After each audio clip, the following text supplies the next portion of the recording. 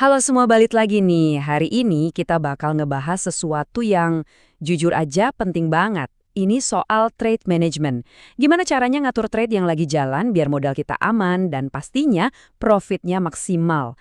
Ini nih skill yang bener-bener misahin trader jagoan sama yang biasa-biasa aja. Oke, siap? Yuk kita langsung mulai aja.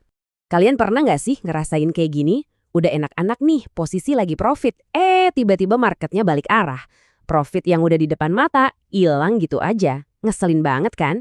Nah, di pembahasan kali ini kita bakal belajar cara ngebaca tanda-tandanya sebelum semua itu kejadian. Oke, ini dia agenda kita. Kita mulai dari nyari tahu kapan sih tren itu mau berbalik arah, terus kita bahas tanda bahayanya, yaitu konsolidasi, sama sinyal bagusnya, yaitu penolakan.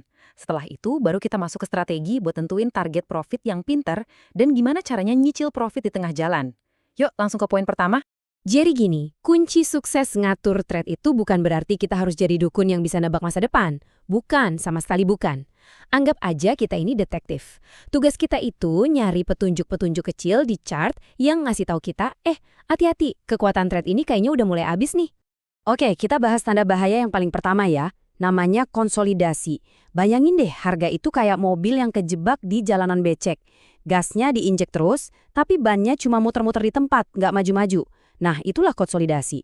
Pergerakan harganya jadi nggak jelas arahnya mau kemana. Nah, bahayanya keraguan itu ada di sini. Coba lihat konsep menggedor ini. Jadi harga itu kayak nggak punya tenaga buat nembus atau mental dari satu level. Malah dia bolak-balik gedor-gedor tembok itu terus. Ini tuh tanda-tanda keraguan market. Sinyal bahaya banget yang ngasih tahu kita kalau bensin buat pergerakan awal tadi mungkin udah mau habis. Konsolidasi yang bahaya ini ada dua macam bentuknya. Yang pertama itu basing, jadi harga kayak bikin landasan datar pas di zona kita. Yang kedua, compression.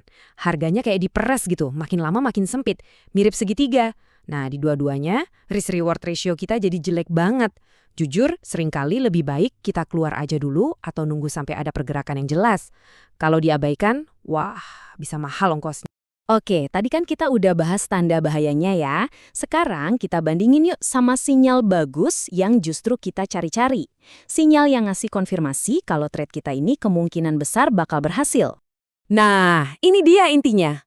Coba perhatiin baik-baik bedanya. Kalau konsolidasi itu kan tanda ragu-ragu. Tapi kalau rejection atau penolakan itu beda cerita. Harga nyentuh satu zona terus langsung mental balik dengan kencang. Cepat dan tegas. Nah, ini ciri-ciri trade yang bagus. Penolakan cepat kayak gini artinya kekuatan lawan di area itu bener-bener kuat banget. Oke, ngerti kapan harus keluar itu emang penting. Tapi kalau kita cuma fokus ke situ, itu sama aja kayak nyetir mobil tapi liatnya ke kaca spion terus. Nggak bagus kan? Nah sekarang ayo kita lebih proaktif. Kita rencanain strategi ambil untungnya dari awal, sebelum kita masuk. Terus di mana kita harus ambil profit? Ada beberapa cara sih. Yang paling umum ya kita targetin aja zona supply atau demand kuat berikutnya. Jadi kita cari area di mana harga kemungkinan besar bakal mantul lagi. Cara lain bisa juga pakai rasio risk-reward, misalnya 1:2 atau 1:3. Atau ya targetin aja puncak atau lembah penting sebelumnya. Tapi gini, perjalanan harga ke target utama itu jarang banget lurus kayak jalan tol. Pasti ada polisi tidurnya. Nah, polisi tidur ini biasanya zona-zona supply atau demand kecil dari time frame yang lebih rendah. Memang sih ini bisa ngeganggu pergerakan harga, tapi ini juga bisa jadi peluang emas buat kita. Nah, gimana caranya manfaatin polisi tidur tadi? Disinilah kita kenalan sama satu teknik yang keren banget, namanya scaling out. Ini cara cerdas buat ngatur resiko sambil ngamanin profit sedikit demi sedikit.